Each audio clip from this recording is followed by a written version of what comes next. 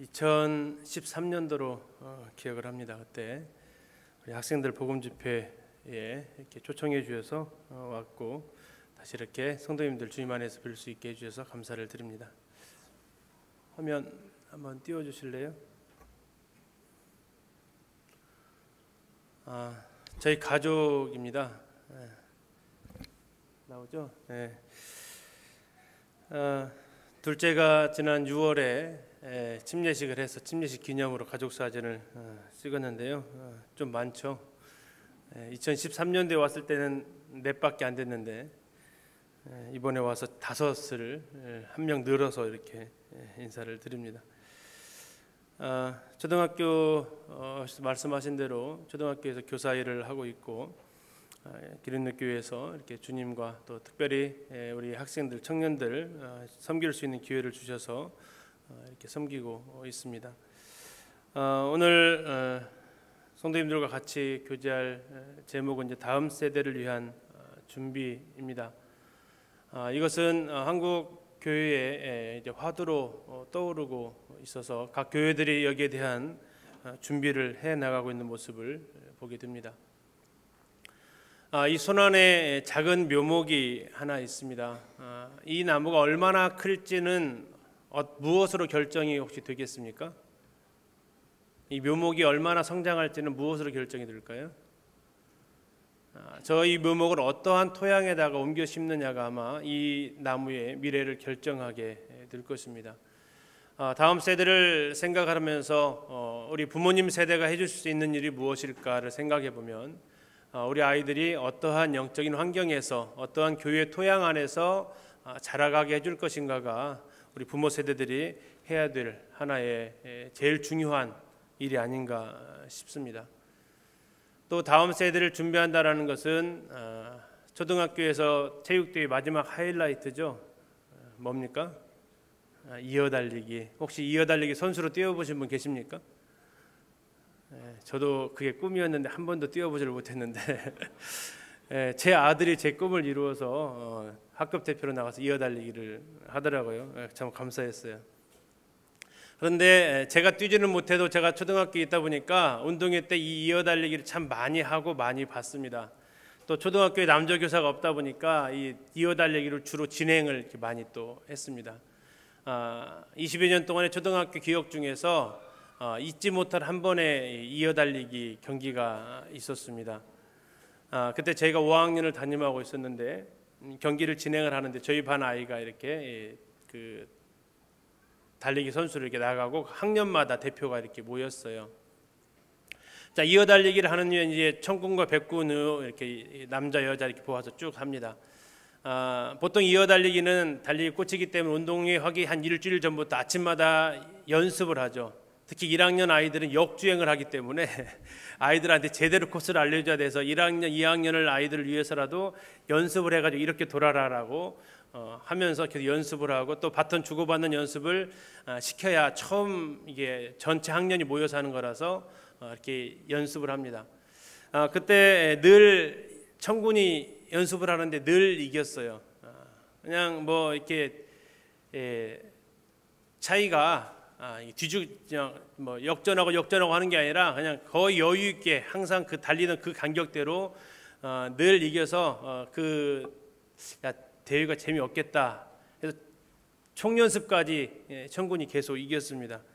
그래서 이제 마지막 날 운동회 당일날 개주를 하기 위해서 아이들이 모여서 뛰는데 그때 뭐 새벽 기도회가 절반의 반전이라고 하시던데 반전이 일어났어요. 4학년까지는 잘 뛰었습니다. 여전히 청군이 이기고 있었고 그런데 반전이 일어났는데 무슨 반전이 일어났냐면 5학년에 와가지고 저희 반 아이가 뛰는데 바톤을 놓쳐버렸어요. 이기고 있던 청군이 바톤을 놓쳐버렸어요. 그럼 어떻게 됩니까? 바톤 놓치면 그 따라잡는 것은 금방 따라잡는 거예요. 계속해서 연습 때도 이기고 총연습 운동회 전날까지 이겼던 그 팀이 5학년에 바톤을 딱 떨어뜨려 놓으니까 이제 6학년이면 끝나잖아요. 따라잡을 시간도 없었고 결국 그 경기는 마지막 날 백군의 환호성으로 끝났습니다. 근데 이제 문제는 그 바톤을 떨어뜨린 그 아이죠. 그 아이의 심정이 어떨 것 같으세요? 고개를 못 들더라고요. 고개를 못 들고 정말 마치 그냥 그 대역죄인처럼 고개를 푹 숙이고 있는데, 저쪽 청군에서 자기 응원석에서는 거기 선생님들이 이제 막 아이들이 탄성을 지르니까 선생님이 이제 좀 더덕여서, 야, 우리 누구나 실수가 있는 거야. 그래서 우리 들어올 때 괜찮아 하면서 하자 하면서 박수 치면서 아이들이, 그 청군 아이들이 다 같이 괜찮아 해줬어요. 근데 그 아이가 어땠을까요? 괜찮아졌을까요?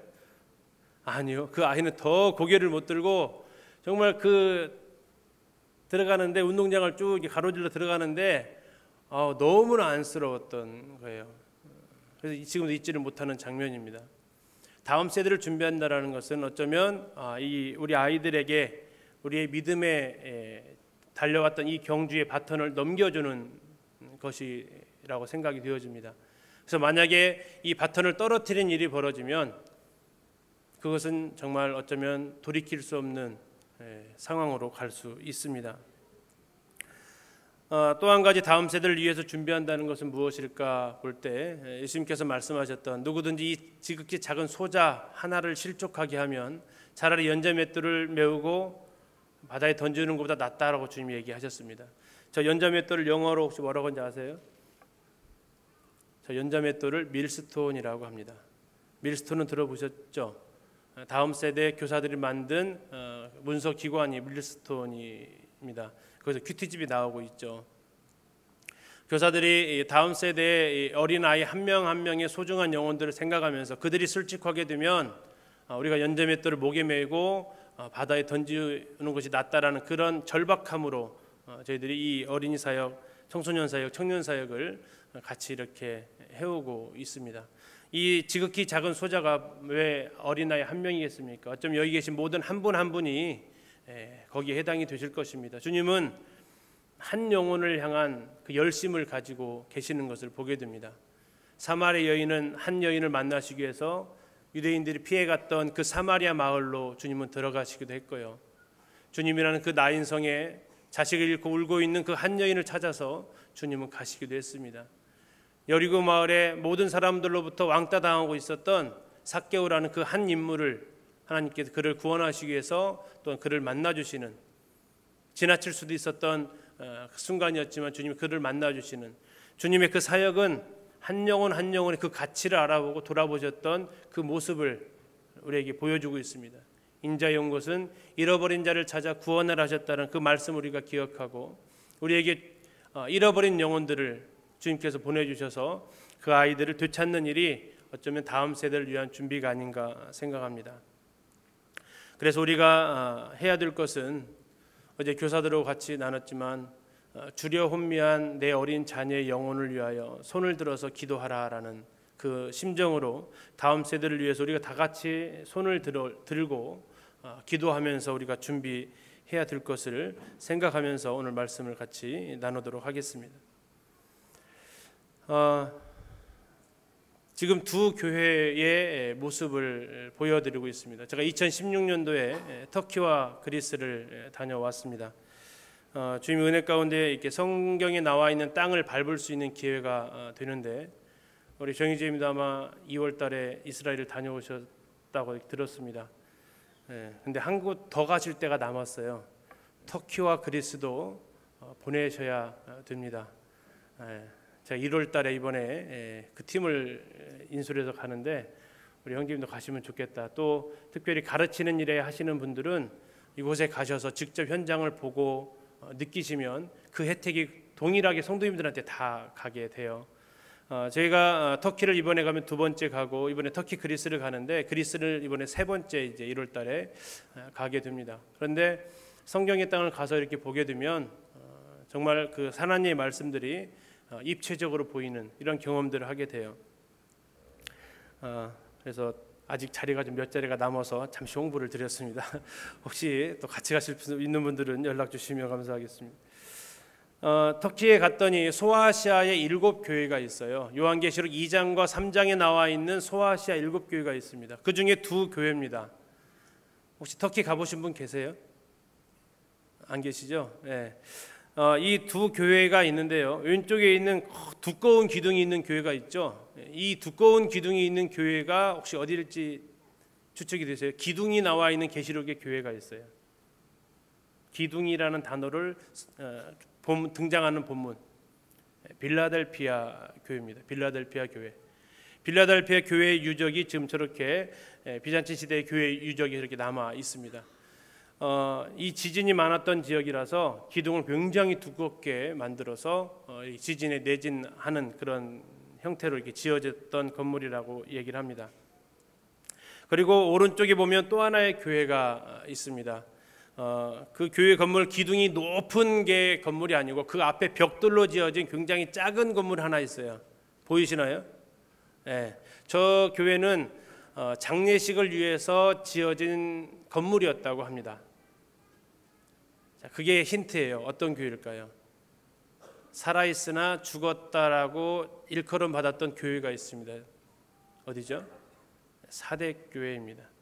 한쪽은 빌라델피아 교회고 한쪽은 사대교회. 7개 교회 중에 2교회를 가는데 굉장히 인상이 깊어서 말씀을 드립니다. 혹시 2교회의 차이점이 뭔지 아세요? 빌라델피아 교회와 사대교회의 차이점. 빌라델피아 교회는 칭찬만 받았던 교회입니다. 계시록 3장에 그 빌라델피아 교회를 얘기하면서 책망이 전혀 나와 있지 않아요. 칭찬만 받았던 교회가 빌라델피아 교회입니다. 그리고 옆에 있었던 사대교회는요, 책망만 받았던 교회로 등장합니다. 칭찬할 일이 거의 없었어요. 자기들은 살아있다라고 주장했는데 하나님이 보시기에는 죽은 교회였어요. 요한계시록 2장과 3장에 나와 있는 이 2교회는 아주 극명하게 하나님께로부터 전혀 다른 평가를 받은 교회였어요. 어느 교회에서 주님 섬기고 싶으세요? 어느 교회 섬기고 싶으세요? 사대교회로 가고 싶으세요? 죽은 교회를 내가 살려보고 싶으셔서 혹시 가보고 싶으면 안 계세요? 우리는 빌라델피아 같은 대구 성석교회가, 성서행복한 교회가 빌라델피아 교회처럼 주님께로부터 칭찬받는 교회를 다 원하실 거예요. 아니신 분 계세요? 다 우리가 소원하는 것이 그 모습 아닙니까? 그래서 주보 제일 첫면에 보니까 하나님께서 계획하신 교회, 하나님께서 마음에 원하시는 그 교회를 세워달라고 우리 성도님들 같이 기도하고 계신 것 같습니다. 그런데 2교회에 공통점이 있어요. 차이점도 있는데 공통점이 있어요. 공통점은 뭘까요? 공통점, 지금은 없어졌다라는 것입니다. 칭찬만 들었던 교회도 지금은 순례자들만 그 터를 밟고 있는 교회로 유적으로 남아 있고요. 저 사대교회도 책망만 받았던 교회도 역시 유적으로 남아 있습니다. 책망만 받았던 저 사대교회가 유적으로 남아 있는 것은 이해가 가잖아요. 그런데 왜 칭찬을 받았던 저 교회마저도 저렇게 유적으로 남아 있느냐? 왜 더 이상 신앙의 현장이 아니고 이곳은 유적지로 신앙의 믿음의 고백을 하는 장소가 아니라 믿음을 추억하는 장소가 되었냐 이거죠. 한때 그랬었지, 왕년에 그랬었지, 한때 좋았었지 하는 그러한 장소가 왜 되었냐 하는 거죠. 이 2교회가 유적지가 된 이유가 뭘까요?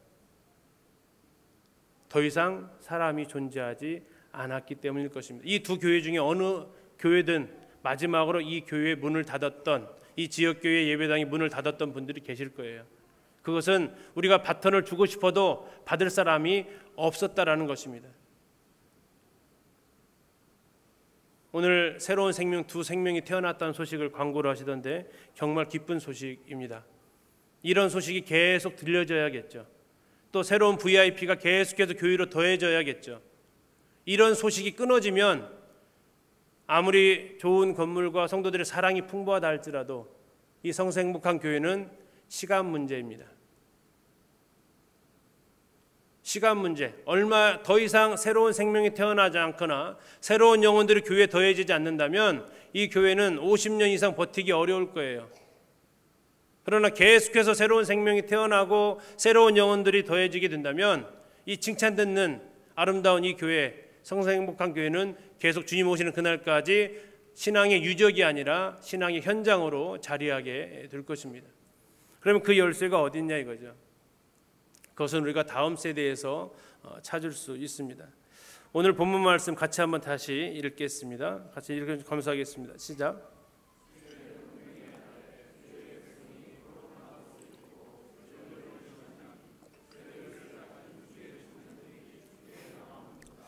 여기 보시면 새벽 이슬 같은 주의 청년들이라고 말씀하고 있습니다. 국어로 말하면 비유법입니다.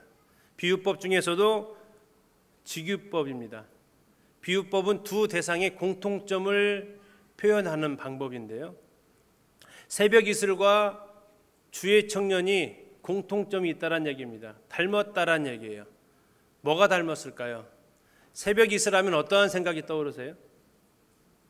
새벽 이슬 하면 순수하다. 그 다음에 맑다, 영롱하다, 깨끗하다. 그렇죠. 우리가 가지고 있는 개념이 그런 개념 아닙니까? 그래도 여기가 교회니까 새벽 이슬을 그렇게 생각하지, 가끔씩은 이걸 마시는 걸로 생각하시는 분들도 계시기도 해요. 여기는 어쨌든 성도님들은 안 드시는 거니까. 근데 중요한 것은 이 시편 기자가 한국 사람이냐 이거죠. 이 시편 기자는 어느 나라 사람이에요? 어느 나라 사람이에요? 이스라엘 사람입니다. 이 시편 기자는 팔레스타인 사람이에요. 이스라엘 땅에서 사는 사람이에요. 그러면 이스라엘 땅에서 사는 사람은 이 이슬을 어떻게 생각할까 혹시 생각해 보셨나요? 제가 2012년도에 이스라엘을 처음 방문하면서 이스라엘에 가서 이 이슬이라는 단어를 듣게 되었습니다. 그리고 이스라엘 땅을 밟기 전에는 제가 이슬이라는 단어를 떠올리면 방금 성도님들이 말씀하셨던 그 이미지 이외에는 없었어요. 맑고 깨끗하고 순수하고 영롱하고. 그런데 이스라엘에 가서 이슬 이야기를 듣고 제 생각이 완전히 달라지게 됐습니다. 새벽 이슬 같은 주의 청년들을 제가 한국적인 시각으로 봤을 때는 그들은 새벽 이슬 같은 주의 청년들은 어떻게 해야 될 것 같아요? 주의 청년들은 순수해야 된다. 주의 청년들은 깨끗해야 된다.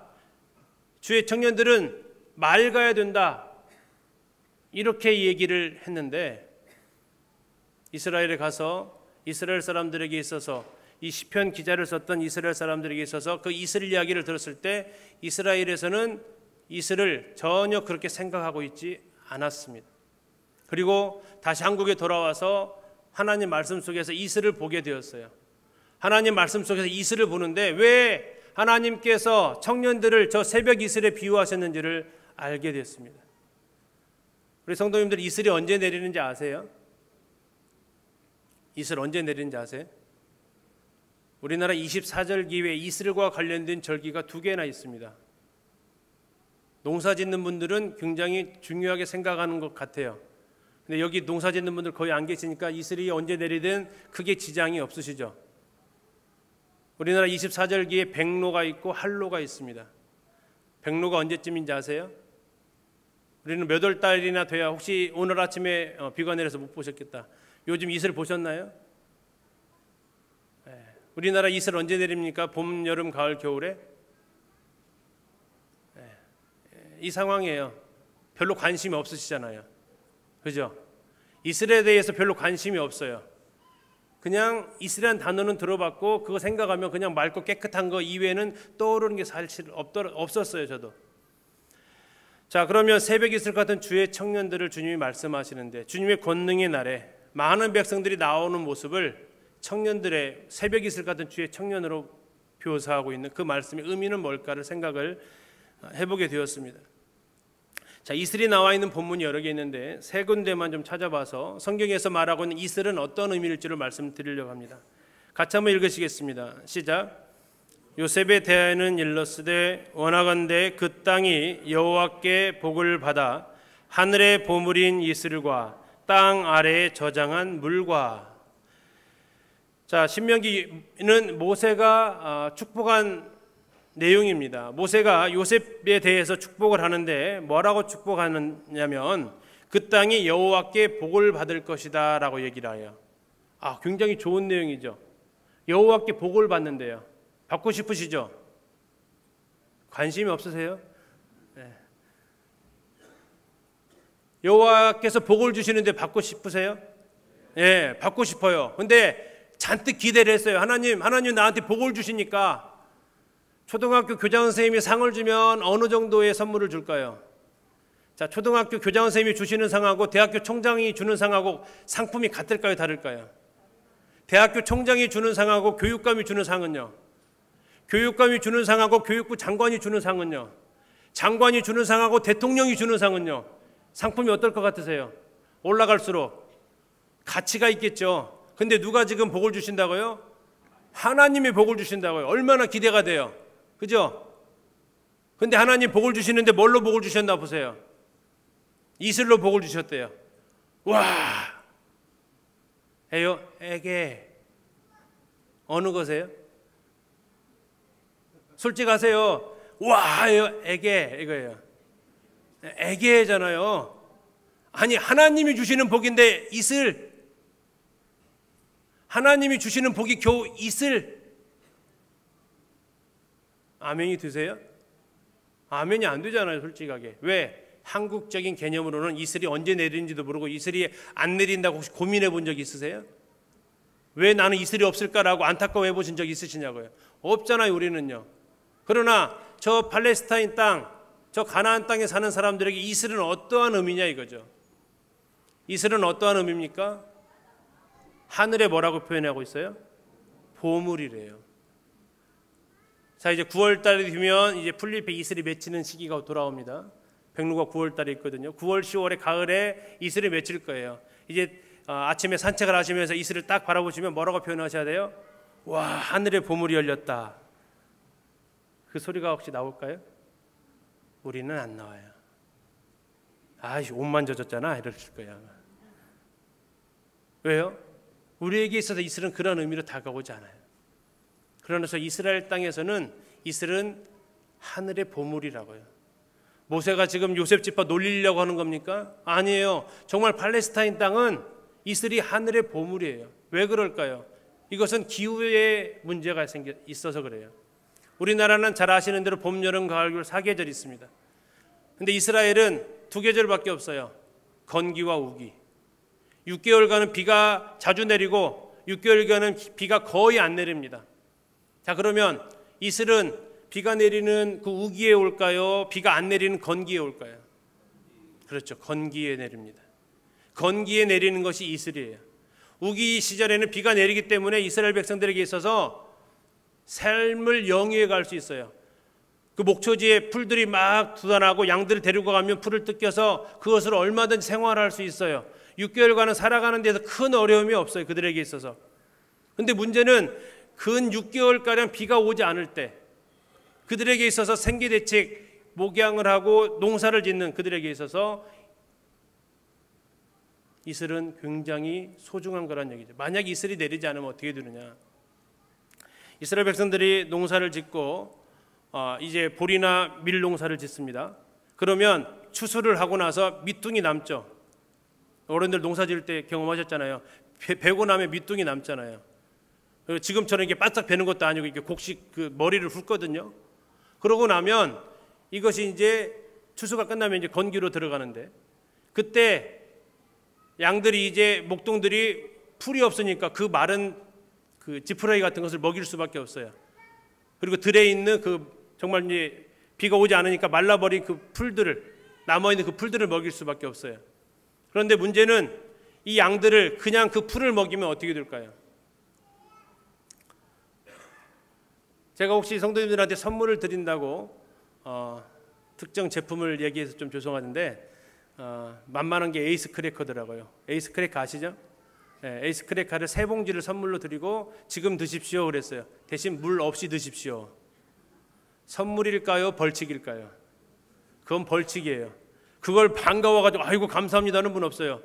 와, 그 포석포석한 과자를 물 없이 먹는다. 이건 벌칙이에요, 벌칙.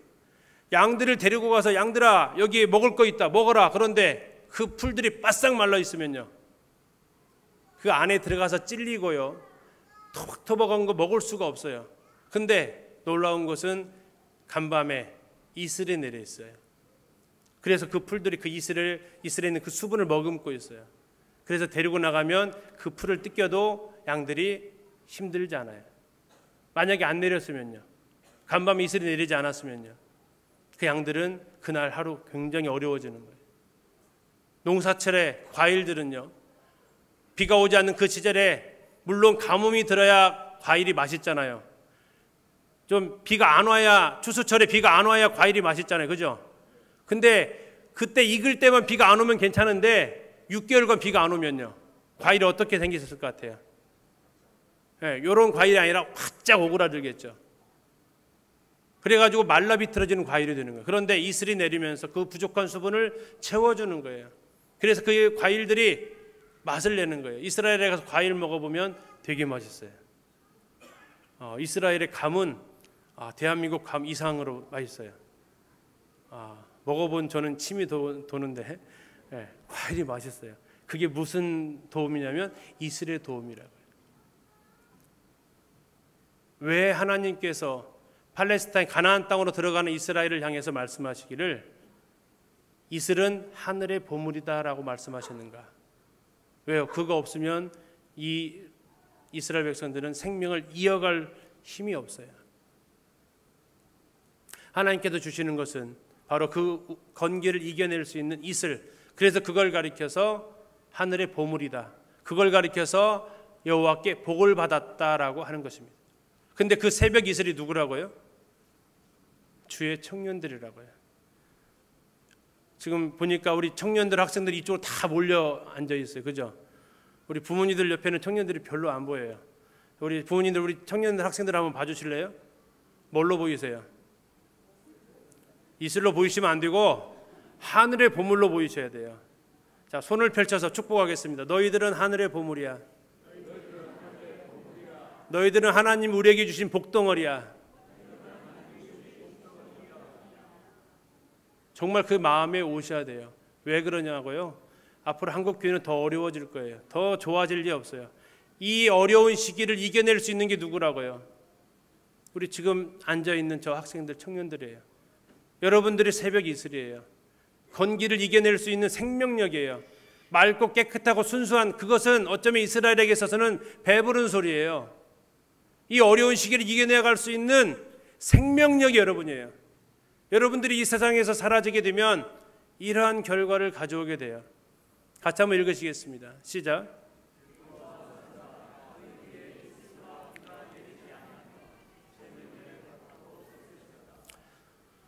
자, 이것은 길보아산에서 사울과 그의 아들들이 죽었던 사건으로 인해서 다윗이 길보아산을 저주한 시입니다. 저주를 했어요. 근데 저주를 했는데 우리나라에서 저주하면 어떻게 저주하죠? 하지는 마세요. 굉장히 악독한 말들을 온갖 다 쏟아붓잖아요. 뭐 몇 대가 어떻게 해라 막 이렇게 하잖아요. 근데 여기는 저주를 갖다 어떻게 했나 보세요. 어떻게 저주했어요? 이슬 내리지 마! 이게 저주예요. 어떻게 저주 다 와요? 우리나라에서 그 저주하면요, 안 내리든 말든 나한테 뭔 상관이야. 괜찮아. 비가 안 오면 조금 걱정은 드시죠. 근데 이슬이 안 내렸다고요. 걱정 드세요? 별로 걱정 안 되시잖아요. 그러나 방금 말씀드렸던 대로 이스라엘에 그 건기철에 이슬이 내리지 않으면요, 죽음이에요. 죽음. 너무나도 어려운 거예요. 그 엘리야 시대에 3년 반 동안 기근이 찾아왔을 때 우로가 없다고 했어요. 비도 내리지 않고 이슬도 내리지 않았다고 했어요. 우기철에 비도 오지 않고 건기철에 이슬도 내리지 않은, 그래서 모든 시내가 다 말라버리는, 정말로 부르짖을 수밖에 없는 그 상황이에요. 그렇기 때문에 지금 이 길보아 산도 역시 이스라엘 안에 있는 산입니다. 그 길보아 산을 향해서 말하는 거예요. 너희 위에 우기에는 비가 내리지 말고 건기에는 이슬이 내리지 말아라. 그래서 그 밭에 재물 낼 아무것도 없을 것이다. 이게 다윗이 했던 어쩌면 최고의 저주예요. 자, 이슬이 누구라고요? 우리 학생들과 청년들이에요. 성생복합교회에서 학생들과 청년들이 사라지고 있으면 어떤 상황이라고요? 죄송합니다. 이건 저주입니다. 우리 옆에 앉아있을 저 아이들이 사라지고 있다는 것은 교회에 임한 저주예요. 아이들의 웃음소리가 사라져가고 학생들의 떠드는 소리가 사라져가고 청년들의 그 우렁찬 찬양과 활동이 사라져가는 교회는 암울한 거예요. 그것은 너희 위에 이슬이 내리지 않을 것이다라는 굉장히 충격적인 선언이 되는 것입니다. 우리 성도님들, 우리 지금 성도님들의 왼쪽에 앉아있는 저 학생들, 청년들, 저들이 성석교회의 새벽 이슬입니다. 정말 고귀한 자녀들이고 우리의 미래예요. 저들이 이 교회를 앞으로 이끌어갈 기둥입니다. 저 학생들, 청년들이 하나씩 교회를 떠난다고 생각해 보십시오. 그건 이 교회의 암울한 현실이 되는 거예요. 그러나 저 아이들이 교회가 좋아서 친구들을 하나씩 데려오고, 저 학생들이 교회가 좋아서 교회에 있기를 좋아하고 머물러 있기를 좋아하고 이곳에서 함께 교제하기를 좋아하면 성서 행복한 교회에 이슬이 잔뜩 내려 앉은 거예요. 새벽 이슬과 같은 주의 청년들입니다. 한 구절 더 읽겠습니다. 시작.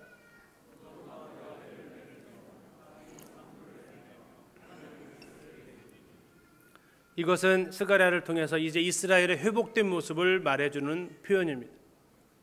신명기를 통해서 이스라엘에게 축복하시는 하나님은 하늘의 보물인 이슬을 주겠다라고 하세요. 그러나 다윗은 길보아산을 향해서 저주하는 표현을 쓸 때 이슬이 내리지 않을 것이다라고 표현하고 있어요. 그리고 이제 스가랴에서 하나님 회복시키시는, 회개 가운데서 하나님 앞에 돌아왔을 때 하나님께서 회복시키시는데, 회복시키시는 그 모습이 어떤 모습이냐면 포도나무가 열매를 맺고 땅이 산물을 내고 하늘에서 뭐가 내린다고요? 이슬이 내린다고요. 다시 이곳의 아이들이, 이곳의 학생들이, 이곳의 청년들이 모여들기 시작하면 하나님께서 이곳을 다시 회복시키시고 있다라는 거예요. 학생들, 아이들이, 청년들이 떠나가고 있다라는 것은 하나님께서 우리에게 지금 책망하시고 있다라는 거예요. 그러나 아이들, 학생들이 더해지고 있다라는 것은 하나님께서 축복하신 것이고 하나님께서 우리에게 회복시키시는 모습이라는 거죠. 자, 이걸 생각하시면서 다시 시편 113편 3절 앞에 우리는 서게 됩니다. 주의 권능의 날에 주의 백성이 거룩한 옷을 입고 즐거이 헌신하니 새벽 이슬 같은 주의 청년들이 주께 나오는도다. 성도님들, 우리 자녀들 끝나고 밥 먹을 때 한 번 더 축복해 주십시오. 우리 자녀들 만나서 끝나고 한 번 더 안아주십시오. 그러면서 얘기해 주세요. 너는 새벽 이슬이야. 너희는 우리의 희망이고 너희는 우리의 미래야. 너는 여호와께서 나에게 주신 복이야. 너는 하늘의 보물이야. 우리 청년들, 여러분들이 하나님 앞에서 어떠한 존재인지 여러분들의 정체성을 확인하셔야 돼요. 여러분들의 정체성은 하나님께서 여러분들에게 심어주신 거예요. 하나님께서 여러분을 바라보실 때 여러분은 새벽 이슬이로 여러분 바라보고 계신다고요. 여러분들이 살아갈 믿음의 세계는, 대한민국의 세계는 부모님들이 살아갔던 그 세대보다 결코 영적으로 좋은 환경이 아닐 것입니다. 그러나 여러분들이 그 건기철에 생명력으로 살아간다면 이곳은 성서행복한 교회는 유적지가 아니라 계속해서 신앙의 현장으로 존재할 것입니다. 그곳에서 여러분들이 하나님을 즐거이 헌신할 수 있기를 바랍니다. 자, 하늘의 보물을 알고 있어요. 하나님께서 뭘 소중히 여기시는 것도 알고 있는데 사탄이 이걸 가만히 놔둘 리가 없죠. 그래서 사탄은 계속해서 다음 세대를 공격하고 있다는 것입니다. 네 가지 방법으로 사탄이 공격하는 것을 성경에서 찾아볼 수 있었는데요. 첫 번째, 이 세상은 아이들을 죽입니다. 성경에서 구약과 신약의 이 아이들을 죽이는 두 대표적인 사람이 바로와 헤롯입니다. 잘 아시는 대로 출애굽기에서 모든 아이를 갖다가 태어나기 전에 죽여라, 태어나면 죽여라 했다가 안 되니까 남자아이는 다 죽여라 했던 게 바로였습니다. 헤롯은요, 2살 아래로 예수님 탄생했다는 소식을 듣고 2살 아래의 아이는 다 죽여라고 선언했던 게 저 헤롯입니다. 그러면 오늘날에는 이게 관계없나요? 아니요. 놀라운 것은 오늘날에도 이 계속해서 이루어지고 있다는 것입니다. 2013년에 세계보건기구 WHO가 보고한 것은 태어난 지 1년 안에 죽은 유아가 460만 명이 매년 죽어가고 있다는 얘기입니다. 1년 안에. 대부분의 아이들이 아프리카의 아이들이에요. 왜 죽어갈까요? 굶어서, 병에 걸려서 죽어가요. 대한민국은 1000명이 약 2명 정도 된다고 합니다. 굉장히 적은 숫자지만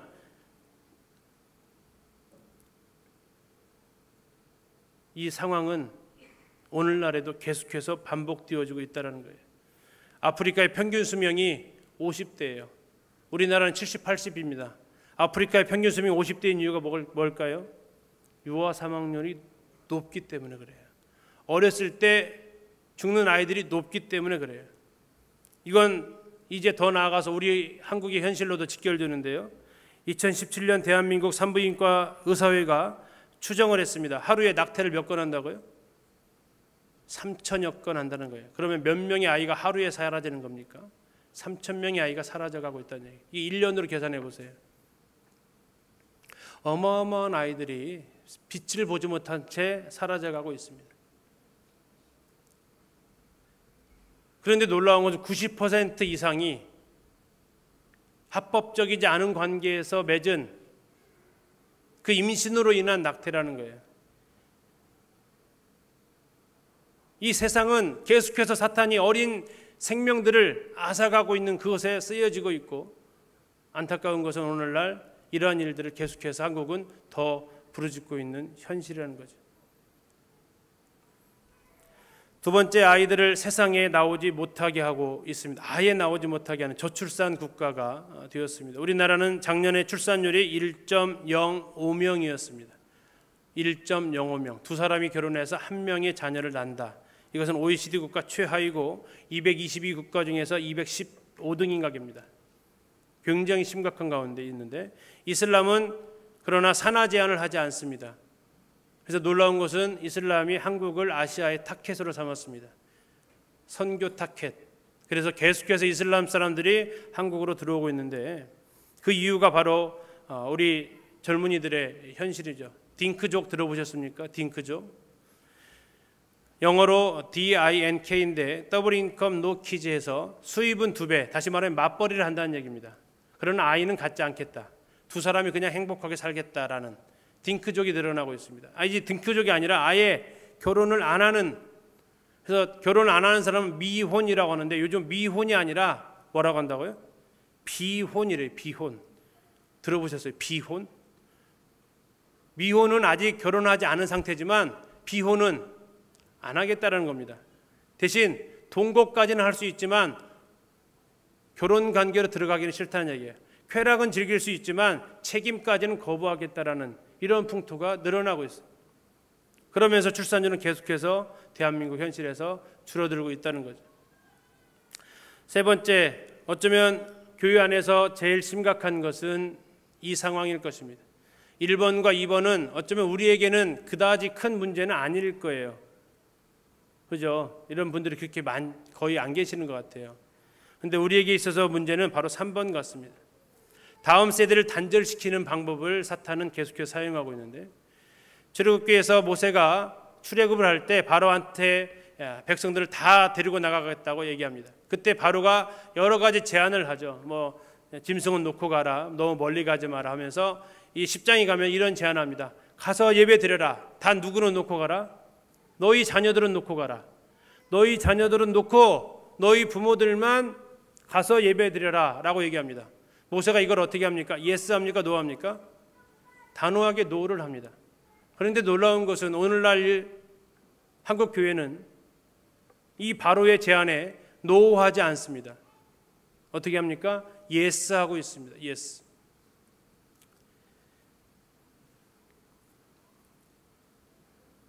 제가 성서 행복한 교회 상황을 모르기 때문에 제가 듣는 여러 소식을 통해서 말씀드립니다. 첫 번째로 고등학교 3학년에게는 집회 면제권이 주어집니다. 맞습니까? 너 고3이니까 1년간은 예배만 드리고 다른 시간에는 공부해.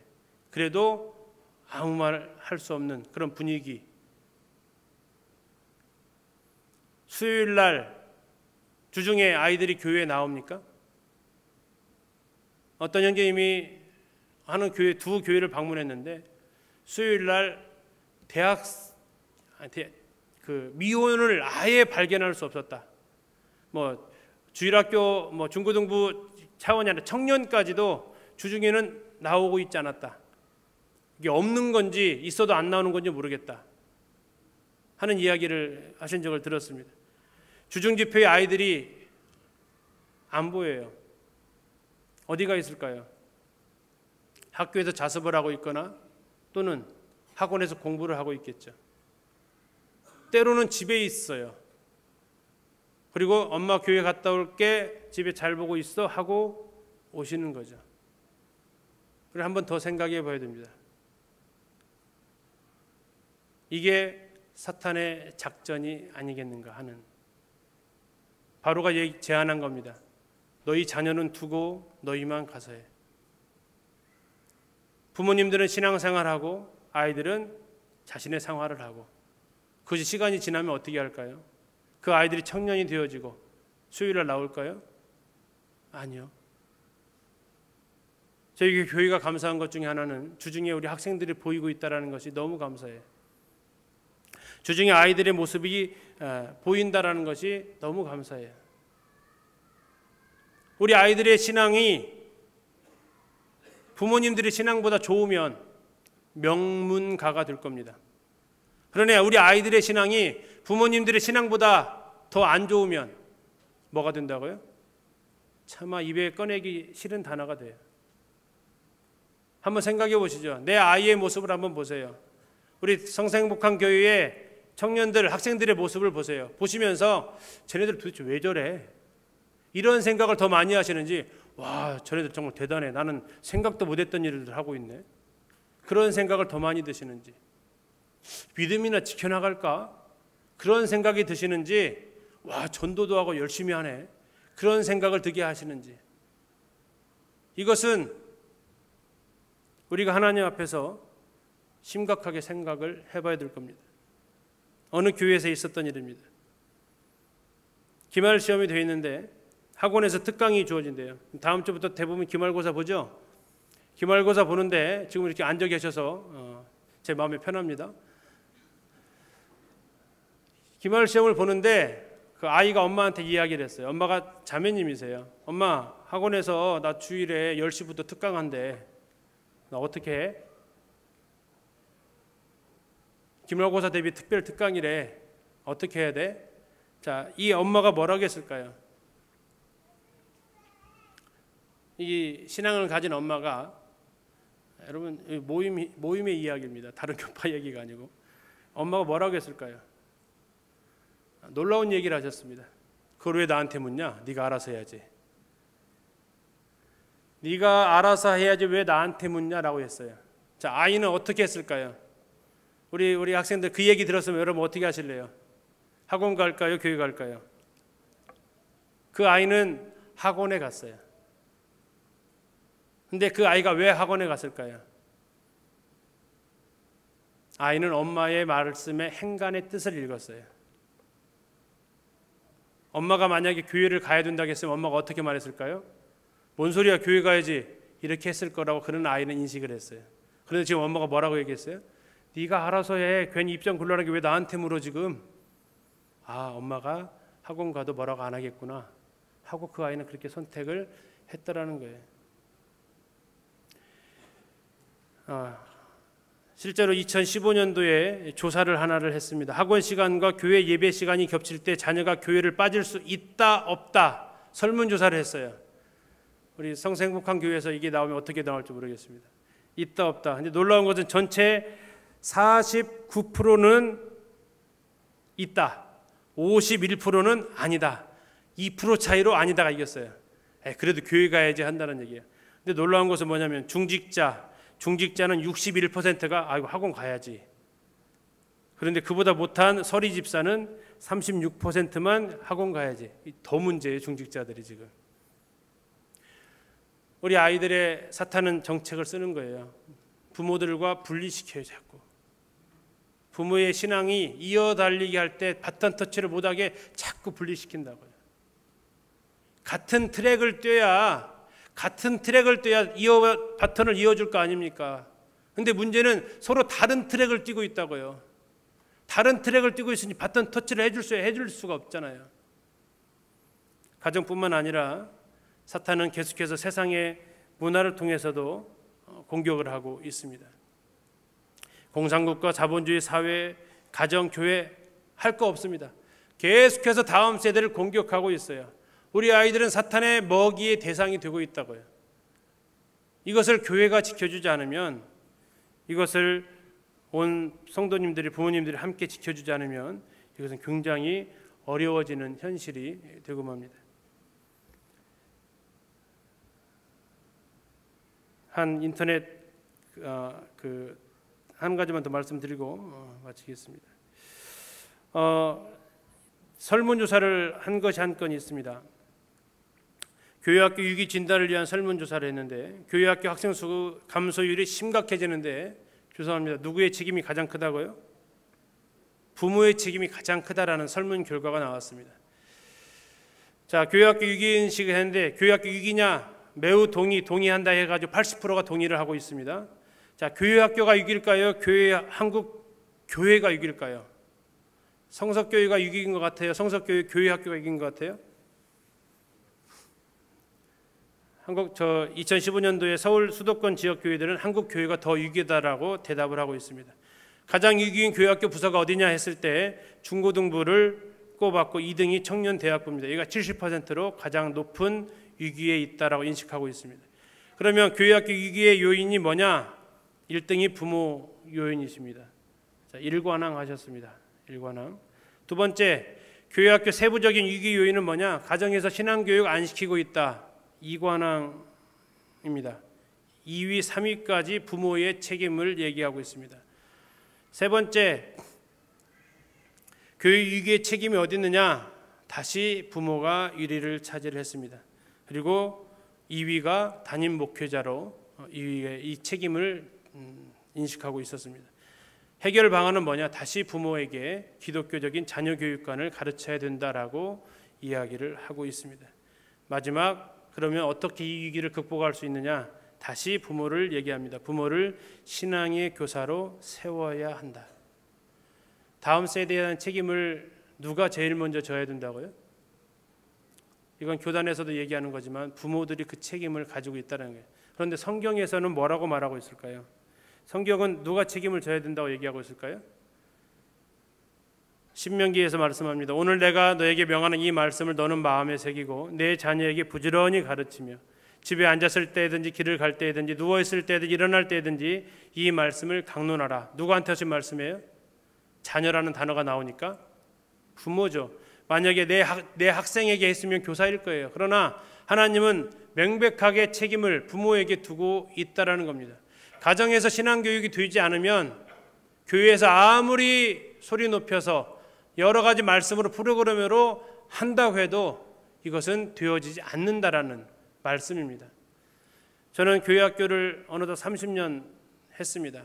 근데 하면서 느끼는 것은 교회학교 교육으로만 우리 아이들을 책임질 수 없다라는 것입니다. 하면서 갈수록 느끼는 것은 교회학교는 왼쪽 날개라면 자녀 교육은 오른쪽 날개라는 것입니다. 그리고 이 좌우 날개가 균형을 잡을 때 우리 아이들이 다음 세대로서 건강하게 날 수 있다라는 것입니다. 교회는 교회로서 그 역할을 감당을 해야 되고 부모는 부모들로서 그 역할을 감당해야 합니다. 저는 자주 얘기하고 다니는 것이 현재 교회학교에서 단지 성경 공부만을 가르치고 있는 교회학교라면 빨리 문을 닫으라라고 얘기합니다. 그거 전부 부모님한테 돌려주셔야 돼요. 공과 공부 부모님들이 하셔야 돼요. 가정에서 가정집회를 통해서 자녀들에게 성경 가르치는 것은 부모님들이 하셔야 돼요. 우리 교사들은요, 믿지 않는 가정에 아이들이 오면 그 아이들 돌봐야 돼요.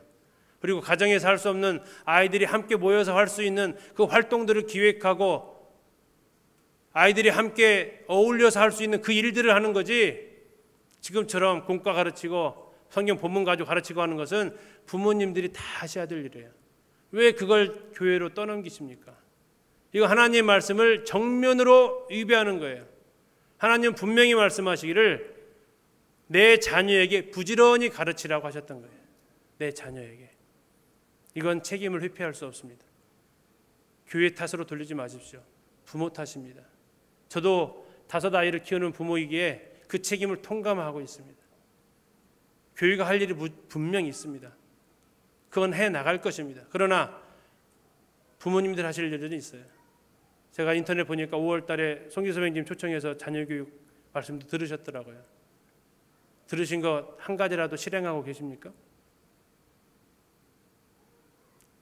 우리는 우리 자녀들에 대한 책임을 가지셔야 돼요. 경제적인 책임만이 아니라 영적인 책임, 특히 그 영적인 책임은 아버지에게 있어요.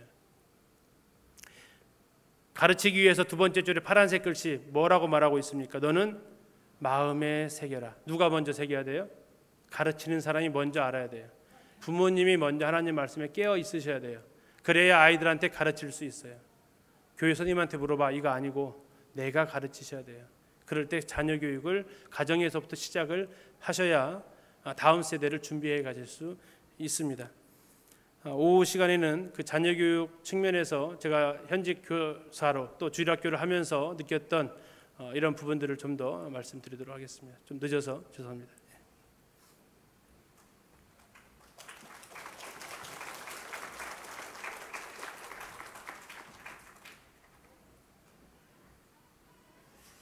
네, 우리 함께 일어나서 기도하겠습니다. 우리 자녀를 위해서 기도하고